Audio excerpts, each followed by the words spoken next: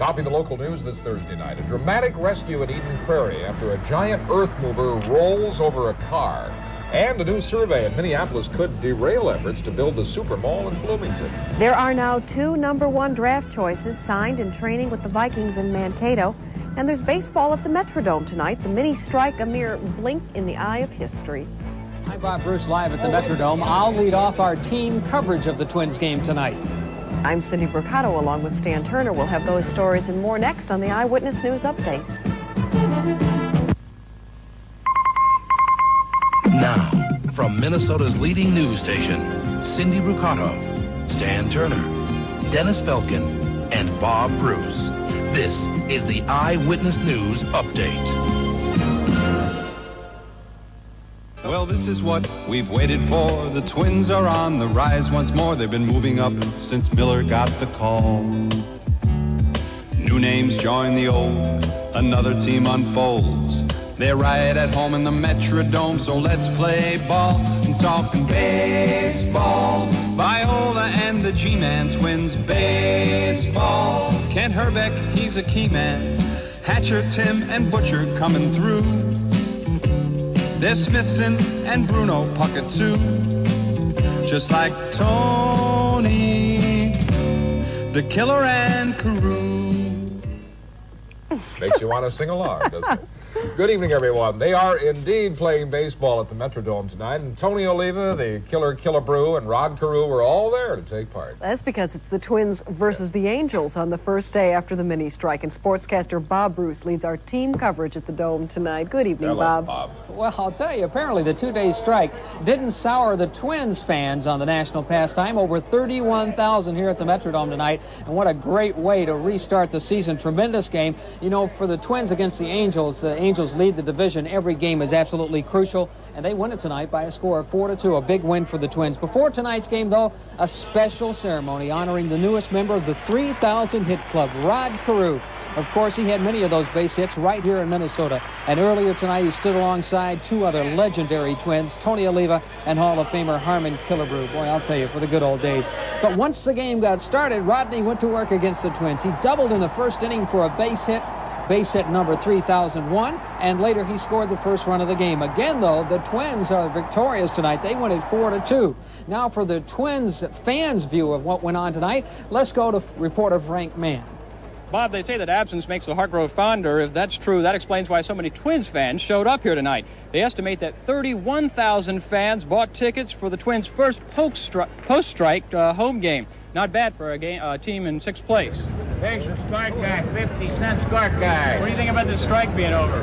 I'm glad it's over. Good to be back at work? Sure. Very bad. Very sure. You bet. Any hard feelings? No. 50 cents. It wasn't a matter of who won or lost. It's that they played the game. By moving quickly and reaching a settlement, the owners made up with the players, and the players, with the help of some lemonade, made up with the fans. I'm surprised that it was over as quick as it was. I thought it would last the rest of the season.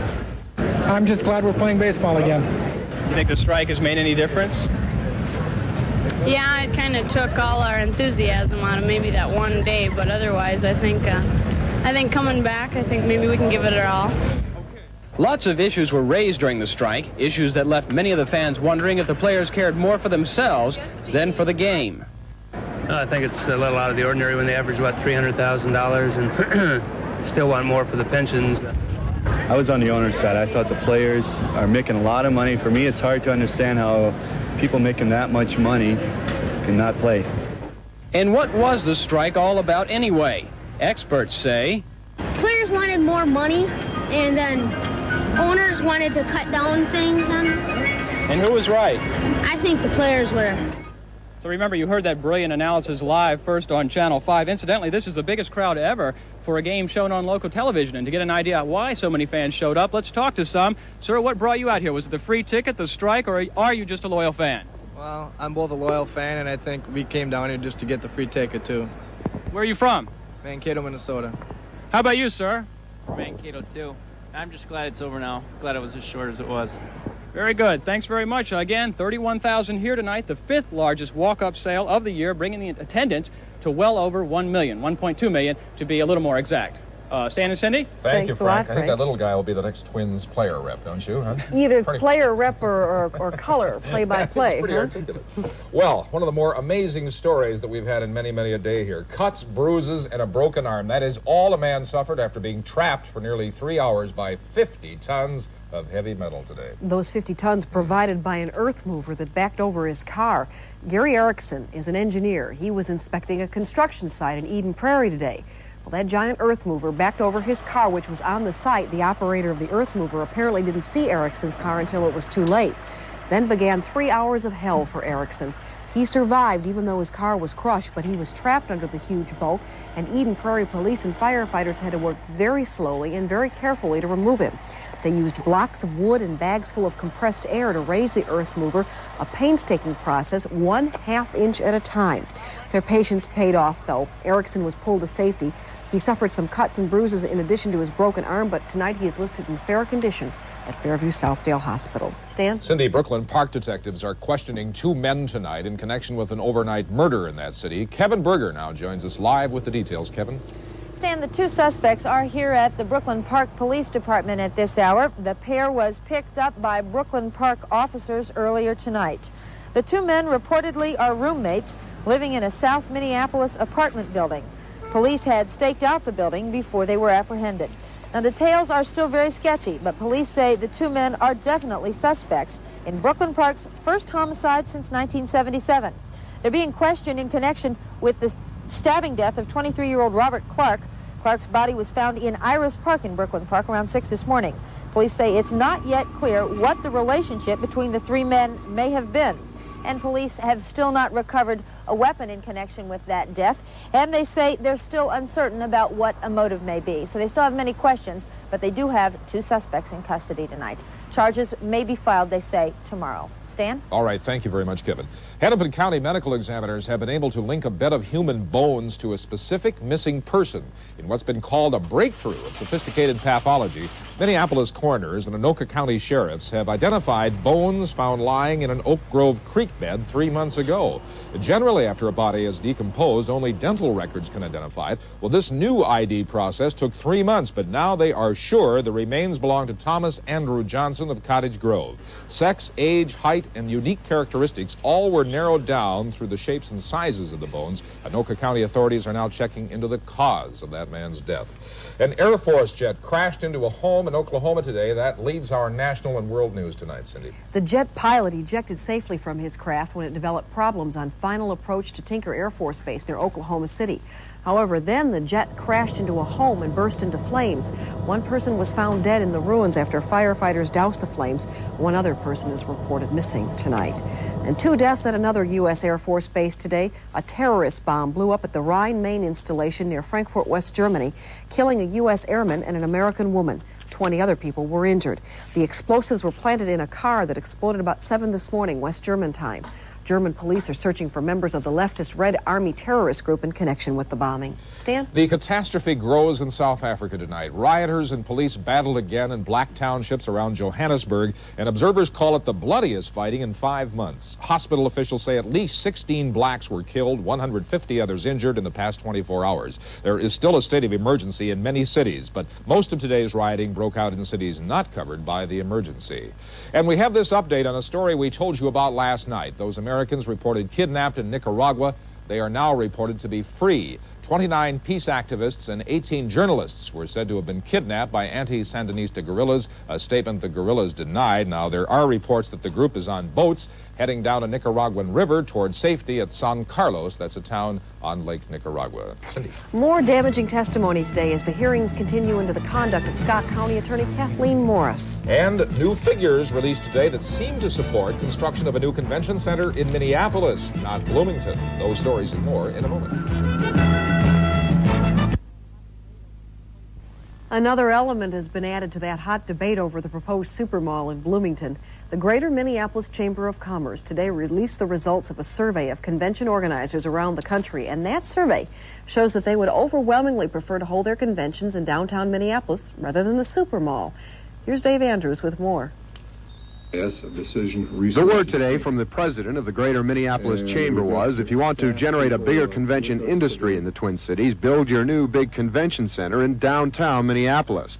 An independent national survey of 201 trade show and convention organizers showed an expanded convention center downtown would be preferred to the Germazian Brothers' proposed supermall by an 84 to 8% margin. It's the view of the Greater Minneapolis Chamber of Commerce that if we want to expand our economy by bringing more conventions and trade shows to the Twin Cities, we should do two things. One, build the facilities that convention holding groups require so as to be competitive with other cities. And two, provide those facilities where the customers, and in our view that's the trade show and convention holding groups, want to use them. And according to this recent study, such facilities should be available in downtown Minneapolis. But Upton said today the Chamber is not going to lobby against the Germazian proposal. He said more study is needed to see if, in fact, the two convention centers might be able to operate compatibly, drawing from different conventioneer markets. Upton today called for cooperation between supporters of the two proposals. But some view the convention center battle as an either-or proposition, either located in Bloomington or Minneapolis. And now many supporters of the Minneapolis site will likely use the survey results as ammunition in their fight to get legislative support for their cause. In Minneapolis, I'm Dave Andrews for the Eyewitness News Update. The St. Paul Coalition for the Homeless is bracing for a fight to get an initiative on the November ballot. That initiative guarantees shelter. It guarantees it to any homeless person in St. Paul. Well, today, coalition members turned over signatures of some 10,000 people who want the issue on the ballot. But city attorneys see some problems with it. They say taxpayers would end up footing the bill to provide beds for those who could not find shelter in existing facilities in the city of St. Paul. It is not lawful to commit to delegate to a ballot question the budgetary decisions that the city council and the mayor are elected to make. Some critics say that such a law would attract homeless people from other cities. Still others say any city help should address the emotional and human needs of the homeless, not just shelter alone. Cindy? As the issue of how much to do for the homeless becomes more and more urgent, we'd like your opinion on it. Tonight on our Minnesota Feedback segment, we'd like you to tell us whether you think city government should provide shelter for those who need it but can't afford it. If you answer yes, call 1-900-210-5111. 1-900-210-5111. If your answer is no, call 1-900-210-5115. And remember, each call costs 50 cents. We'll have the results for you at the end of this newscast. Stan? Very good, Cindy. On this, the sixth day of the hearings into the conduct of Scott County Attorney Kathleen Morris, the focus was on the alleged child murders. As Carolyn Bruchter reports, while some investigators thought parts of the stories to be bizarre, they also believed there was some truth to them. Scott County Deputy Sheriff Norman Pint told the commission that there were some common threads in each child's story of murder that he believed warranted investigating. And he said the children's fear was obvious. The kids generally seem to be terrified of this incident. You could just see the fear or the distress in their face when they talked about it. Under questioning from Commission Counsel Bailey Blethen, Pitt admitted that the allegations led nowhere. You're not telling this panel that you were convinced that even one person got murdered, are you? With any certainty, no. Pitt praised Morris for being a good and aggressive prosecutor, but was forced to also admit that she could become violent. Is she known to strike out physically during these fits of anger?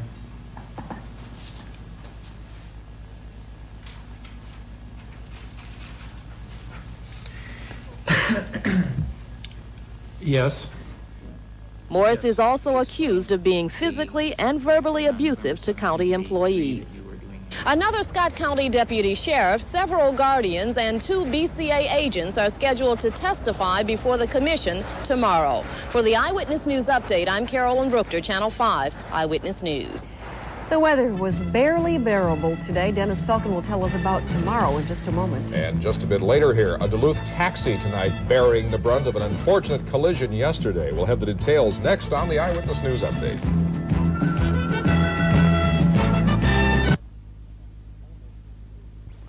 I'm still marveling over the fact it was almost 90 degrees at 6 o'clock at dinner time tonight. Yeah. Boy. Something's got to give, huh? Something's got to give, and it probably will. You know, one thing you associate with summertime is thunderstorms. Don't you, though? Yeah, that's the thing, don't you, though? There's sort of been a little lack of those things. Really? Take a look at this graph. Normally, during the summer months of June, July, and August, we can expect 22, count them, 22 days with the crack of thunder and the flash of lightning. That's normal. This has not been a normal summer, has it? The actual number has been 10, which kind of ties in with the fact that we need about 7 inches of rain just to get our normal summer rainfall. Now, we have a chance of chipping away at that if you want to believe the computers. The computers in Washington do a complete mathematical run of the atmosphere twice a day, and here is tomorrow's weather right into Saturday. You know, there's something kind of cold and hard about those numbers.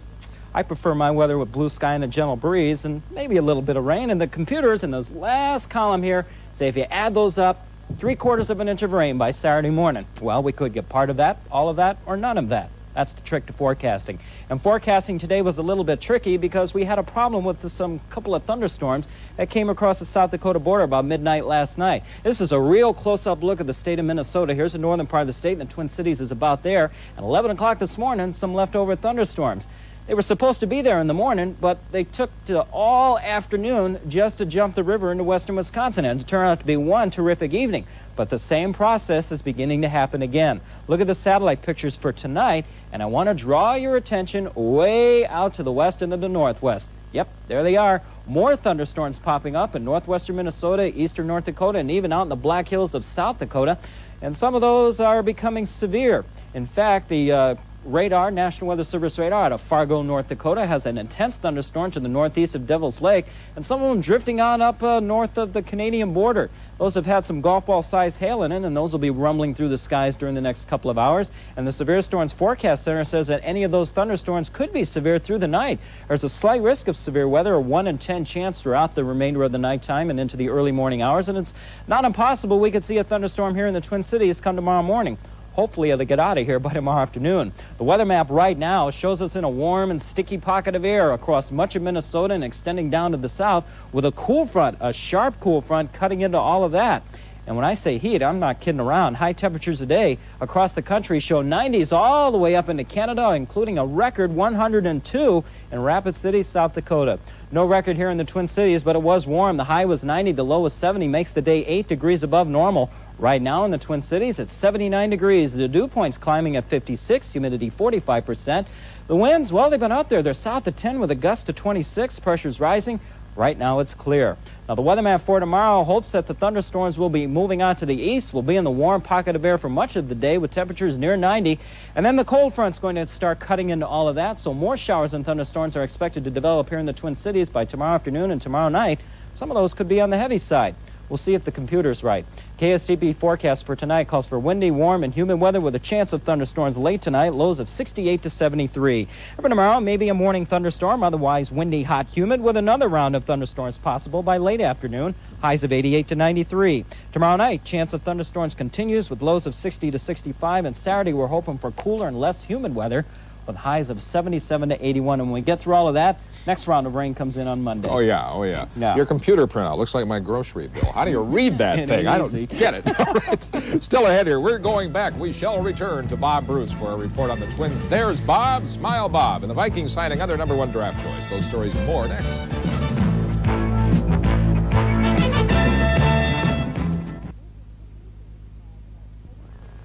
Bob Bruce has good reason to smile tonight, and so do Twins fans. Bob? Well, a great way to get the season off and running again. And, you know, for the Twins, whenever they play the California Angels, if they're to have any chance of getting back into it, they've got to beat them each and every time. And that's what happened tonight. They played the division-leading Angels, and they beat them by a score of 4-2. Now, let's pick up the highlights. They were trailing 1-0 in the second. Tim Tuffle right smack dab up the middle. Mike Stenhouse comes around the score, and it's 1-1. But the great play of the game, I thought, tonight was in the third inning. Watch this play. Stenhouse hits it out to right field, and Reggie Jackson misplays the ball. Not only that, Puckett comes around to score, and he was so casual about the throw-in that Roy Smalley scored with a tremendous slide. Randy Bush, next batter up, he hits it way out into right field, right out to the shower curtain. It comes off of that. Mike Stenhouse comes home to score, and Minnesota had a 4-1 lead, and that was all they would need. They went on to win it by a score of 4-2. Bert Blyleven first win back with the Twins tonight, and Ron Davis picked up the save. And boy, has RD been doing the job since Ray Miller came on with the Twins. Now, because of this strike, this will be a longer than expected homestand for the Twins. Those two games that they didn't play in Oakland, well, they're going to be made up next week right here at the Dome. The Twins and the A's will play a twilight doubleheader beginning at 4:35 on Monday. Then after a single game on Tuesday, they'll come back and play two more on Wednesday afternoon. By that time, left-handed pitcher Steve Howe will probably be a member of the Minnesota Twins. Howe will work out here tomorrow, and if the Twins like what they see in that second look, and Howe, of course, is satisfied with the Twins' contract offer, well, the one-time Rookie of the Year in the National League will probably be a Minnesota Twin by sometime early next week. Let's go to scores now. A lot of doubleheaders tonight because of the strike. Of course, the Twins beat California, and then Boston and Chicago. They're working on a split right now. Boston lost the first game 7-6. Another doubleheader, Detroit and Kansas City. Kansas City won the first game, and they're all tied up in the second. A sweep of a doubleheader, Toronto over the Orioles tonight, 7-2, 7-4. Working sweep of a doubleheader, the New York Yankees. They won the first game over Cleveland. In the third, no score in the second game between Milwaukee and Texas. The Brewers won the first one, and that one in Oakland, Seattle, no score early. National League, Pittsburgh over Philadelphia, 7-3. Braves beat the Giants. New York, all over Montreal tonight. St. Louis beat Chicago 8-0. In the fourth, Houston leads San Diego, and in the second, Cincinnati leads the Dodgers by a score of 2-1. Well, another day, another signing by the Minnesota Vikings. On Tuesday, it was Keith Millard. This time around, it was this year's top draft choice, Chris Dolman. Channel 5's Larry Burnett reports from Mankato. His first Vikings practice was pretty ordinary, a lot of standing around and watching. But for Chris Dolman, the Vikes' #1 draft pick, Thursday, August 8th was anything but ordinary. It started peacefully enough this morning in Pittsburgh, PA. But after a phone call, a plane ride, and a signature, Dolman was signed, sealed, and in a Viking uniform. It's a big relief. I know where I'll be. I can come in, get settled in, and really put down some roots, because I'm going to be here for some time, and concentrate on football. Dolman knows he's got some catching up to do in training camp. Besides being late, he is making the switch from University of Pittsburgh defensive end to Minnesota Viking linebacker, and he knows the expectations will be high for the team's #1 draft pick. If you draft someone one, you expect them to come in and contribute somewhere down the line. I just hope that I can do that and give it my best shot. So in a span of less than 8 hours today, Chris Dolman went from being an unemployed former Pitt football star to being a highly paid member of the Minnesota Vikings here in Mankato. He doesn't expect to play against Miami in Saturday night's preseason game, but he'd love to be in the lineup 1 week from Saturday night when the Vikings host the Pittsburgh Steelers at the Dome. At the Vikings training camp in Mankato, I'm Larry Burnett, Channel 5 Eyewitness Sports. A couple other notes for you. There were six pick winners today. They each took home $12,000. And Doug Toole is the leader after one round of the PGA Golf Championship in Denver. That's it from the Dome again. Tonight's final, the Twins over the Angels 4-2. 6 picks, 6 winners. Great night for the Twins and great night for those 6 people. All right. Thanks, Bob. Now it's time to bring you the results of our Minnesota feedback question. We asked you, do you believe that city government should provide shelter for those who need it but can't afford it? Well, your response is 57% of you said yes, the city should provide shelter. 43% of you said no. And that's Minnesota feedback for tonight. Stan? All right, Cindy, here comes my tongue twister for the night. A big black bear turned a taxi cab ride into a real frightening trip for the driver and 3 passengers up in Duluth. Yesterday afternoon, the bear ran full speed into the back door of this cab near the Miller Hill Mall. The next thing I know is he slammed on the brakes, and I looked, and there's this bear's head looking at me through the window, and I says, it's a bear, you guys, and it hit hard, and it shook the whole back end of the car. Well, no one was hurt except the bear, who ran off into a nearby wooded neighborhood. As of tonight, folks, the animal still on the loose. If you're a taxi driver, look out, huh? All right. And here's the bear facts on tomorrow's weather. A hot, sticky day, maybe a morning thunderstorm, but I think a better chance redeveloping in the afternoon. Highs of 88 to 93. Bring the sunglasses. Bring the umbrella. The heat is still on. Yes. Right-o. As we said, maybe unbearable. I think so, right. Good night. That's right. Good night.